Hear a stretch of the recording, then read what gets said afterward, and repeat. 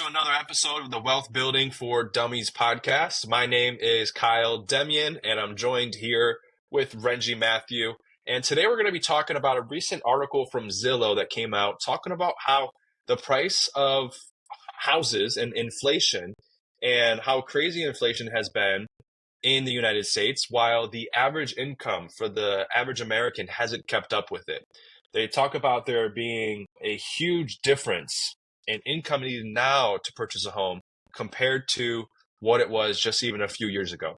So I'm going to pull up my screen and share that screen, and we can go through it together. And as I'm doing that, Renji, was there anything else that you wanted to at least add, at least initially, on inflation, cost of living, or anything else like that? Or should we just dive right into the article together? No, let's just dive into the article. Let's do it. So this is talking about how home buyers now need to earn $47,000 more than in 2020 just to afford the average home in the United States. And it talks about how the income needed to comfortably afford a home is up 80%, while the median income has risen only 23% in that time. So simply enough, just wages have not kept up. In 2020, a household earning $59,000 a year could comfortably afford a monthly mortgage on a typical U.S. home, spending no more than 30% of its income with a 10% down payment. And at the time, that was below the U.S. median income of about $66,000 a year, meaning that more than half of American households had the financial means to actually be able to afford home ownership, right? Fast forward to today now, about 4 years later, now it's roughly $106,000 that is needed to comfortably afford the mortgage payment on a typical home. And it's well above what the typical U.S. household earns each year, which is about $81,000, right? So Renji, do you want to take us through and kind of give us your initial thoughts and analysis as we're reading this together here? I mean, income has not changed enough to help people afford anything, really. This was talking about houses, but we know inflation has caused issues where people can't even buy groceries now, or afford to buy baby formula. There's different things. It's sad to see the way the economy's gone, because it's not only causing people not to be able to afford houses, it's affecting everything. But income hasn't changed anything. Again, Yeah. this is why some people might have to have two incomes or more, so this is why starting your side business or side hustle is huge, because not only for the income but also the tax savings and all that stuff. But yeah, that's all I got to add for now.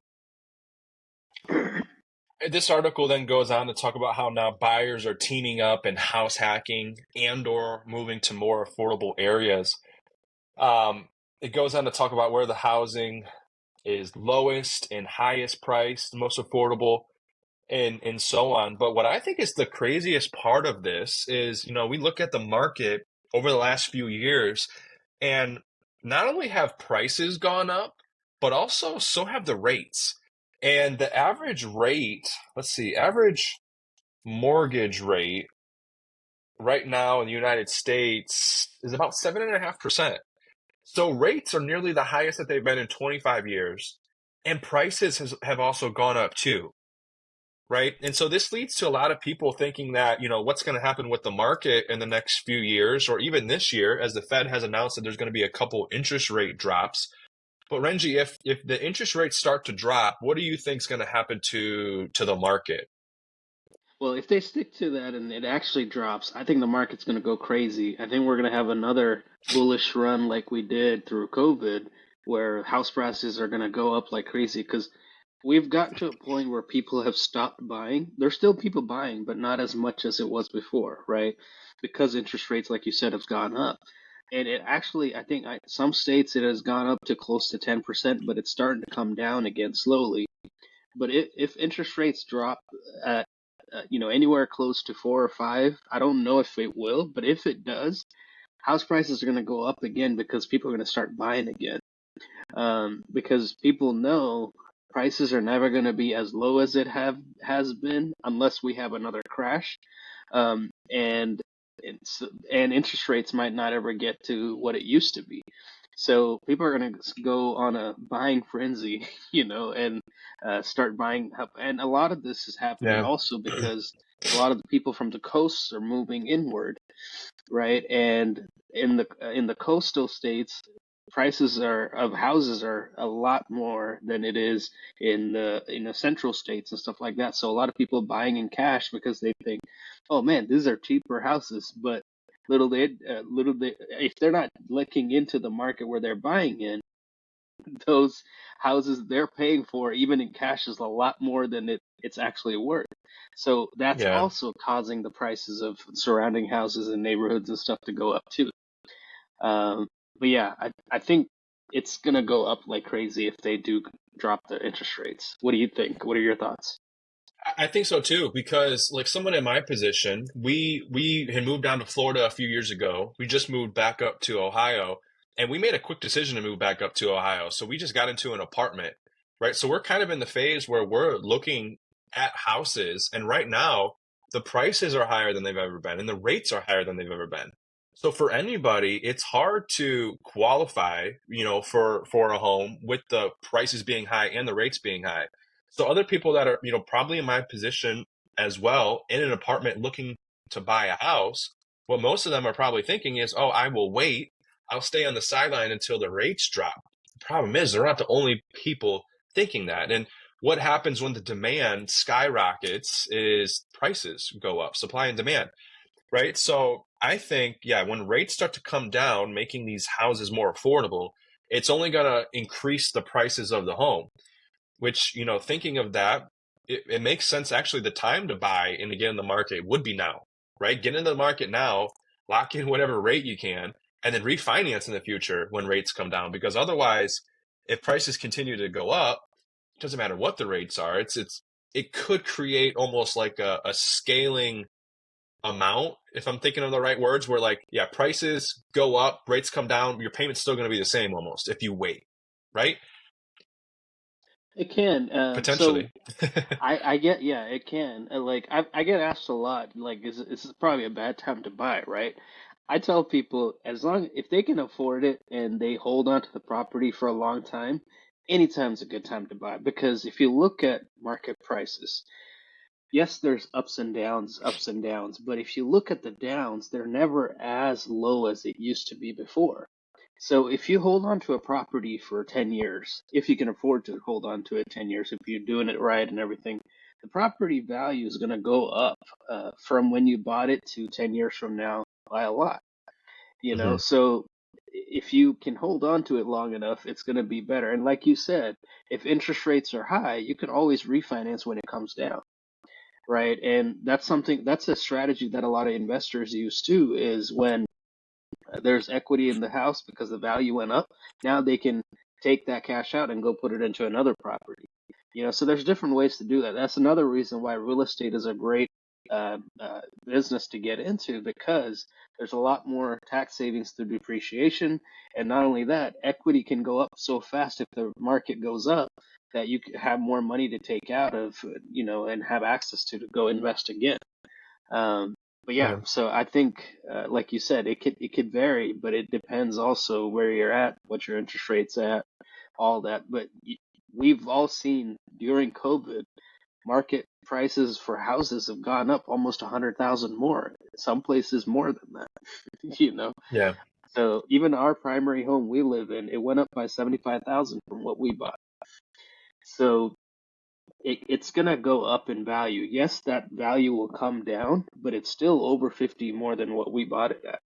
So Yeah. even the lows are gonna be higher than what it used to be.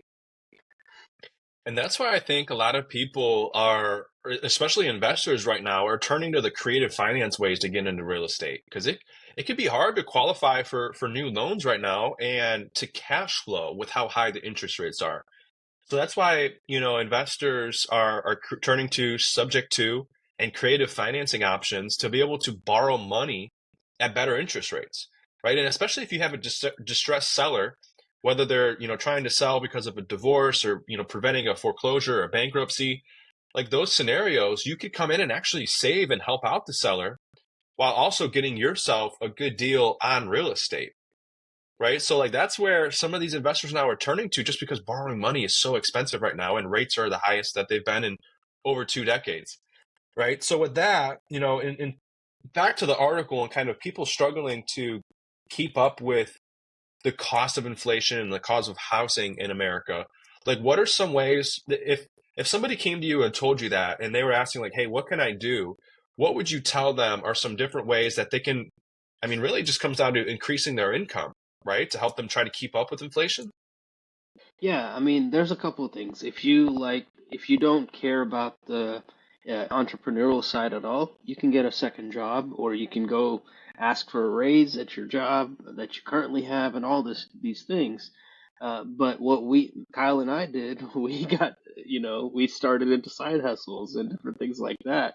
And then eventually those side hustles can, if you focus on it and you put the right work in, those side hustles can make you just as much or if not more income than your job. And now you can control your time, you can control your income because with businesses, like we talked about on a previous podcast, as an employee, there's a cap to your income, no matter where you work.